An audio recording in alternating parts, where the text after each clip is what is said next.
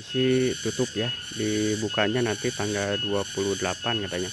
Tapi kita akan coba masuk.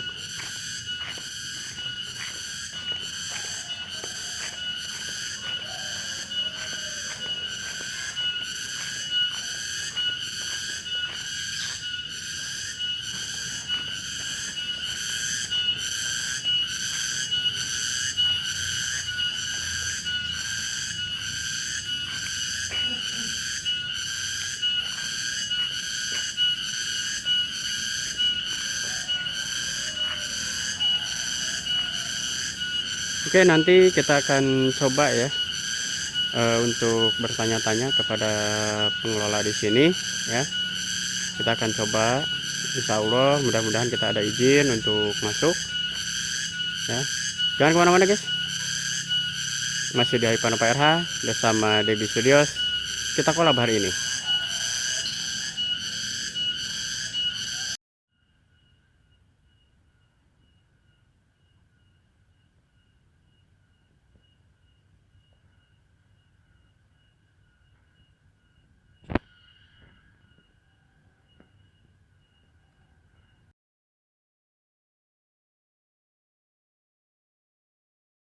Nah, ini kita bertemu sama Pak Andi ya Pak.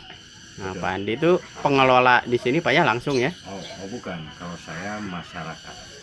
Oh, Masyarakat yang kebetulan kita punya sedikit tempat usaha yang perbatasan di sini.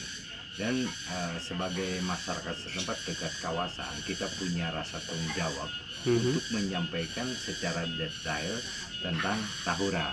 ya. Mulai misalkan dari luas, pengelolaan, diresmikan, dan apa saja yang menjadi ikon Tahura. Ya. Tahura ini, Tahura itu maksudnya Taman Hutan Raya. Ya. Kebetulan yang berlokasi di Bandung Utara, Kabupaten Bandung, ini adalah Tahura Insinyur Haji Juanda. Insinyur Haji Juanda. Yang luas 592 hektar. Ya. Nah, itu luasnya. Yang menjadi ikon di sini yaitu salah satunya Gua Belanda, Gua Belanda, Gua Jepang. ya. Terus lagi Tebing Keraton, Tebing Keraton, dan Curug Omas. Itu yang menjadi ikon.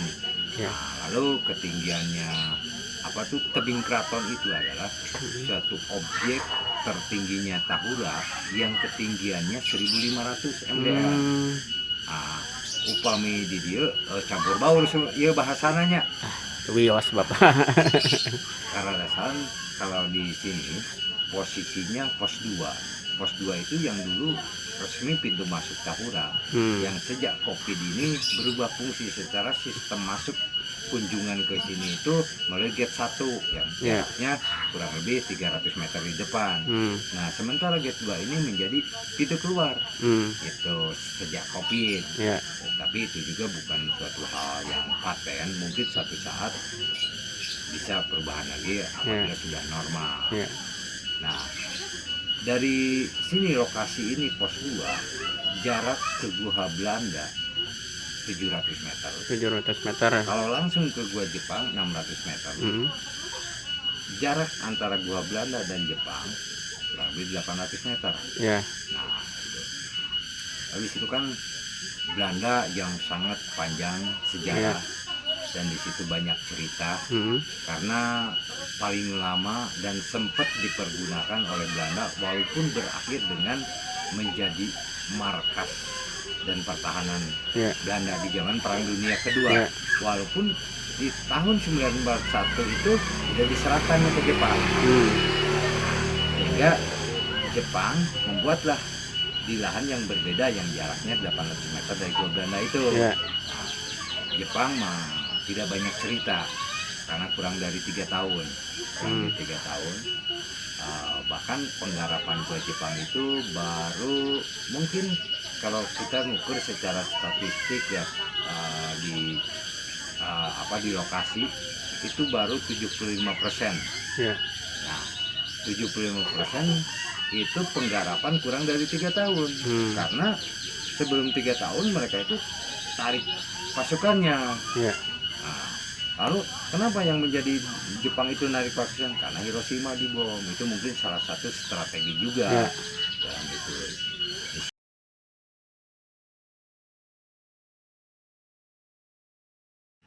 Nah, terus kalau gua Jepang, Pak, dibangunnya tahun berapa? Bertepatan dengan Belanda menyerahkannya ke Jepang waktu itu tanpa syarat kalau lihat dari sejarah ya. Di tahun 1941. 1941. Langsung ke situ eksis penggarapan dengan negara tenaga kerja Romusa ya. Nah, situ gua Jepang itu berjarak dari gua Belanda kurang lebih 800 meter. 800 meter. Waktu penggarapan gua Jepang itu yang belum kelar baru 75% penggarapan. Jepang sementara menjadikan markasnya itu di gua Belanda. Oh gitu. Jadi bolak-balik lah gitu ya, jarak 800 meter. Nah, gua Jepang itu dibuat di 1941 sampai 1943. Ya. Nah, jadi ya kurang lebih signifikannya mah sampai bulan apalah gitu ya. Yang jelas tidak sampai 3 tahun. Ya. Mereka tarik mundur pasukannya begitu Hiroshima dibom. Ya. Nah, gua Jepang itu ada 4 pintu. 4 pintu. 4 pintu namanya. Terus di dalamnya ada 15 lorong juga. Nah, itu tapi teranalogi dari gua Belanda, mungkin kira-kira di dalamnya akan dijadikan ruang-ruang berfungsi seperti itu juga ya. Itu karena belum sempat dipergunakan sehingga kita belum bisa ada kejelasan ini ruang apa. Nah, oh, jadi di situ mah belum ada ruangan untuk apa nggak ada ya? Belum ya. Tapi analoginya ada. Nah, kecuali kalau untuk di gua Belanda ya, kalau gua Belanda mah udah ada ya. Iya. Ruangan apa aja tuh Pak di gua Belanda? Sempat dipergunakan dari mulai ruang penyimpanan alat komunikasinya. Radio komunikasi kan dulu mah ya perlengkapan militer dulu, radio komunikasinya TNI menggunakan itu. Terus ada ruang penjaranya, ada ruang eksekusinya, terus lagi ada kan gua Belanda itu 2 pintu ya. Satu.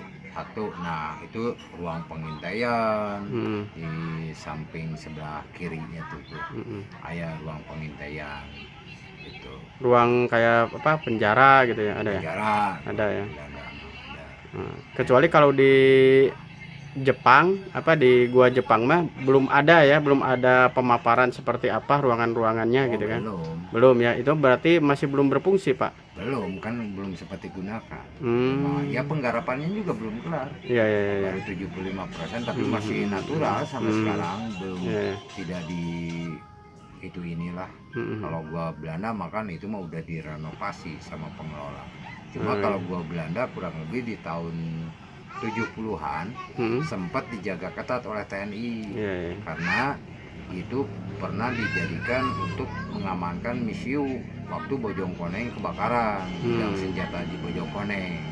Nah, itu di tahun 70-an dulu. Oke Pak, makasih banyak atas pemaparannya, semoga ini bermanfaat dan dijadikan pengetahuan baru. Amin. Nah gitu aja Pak ya, sekilas sejarah untuk gua Belanda dan gua Jepang. Mangga Pak, makasih. Ya, sama-sama. Mangga.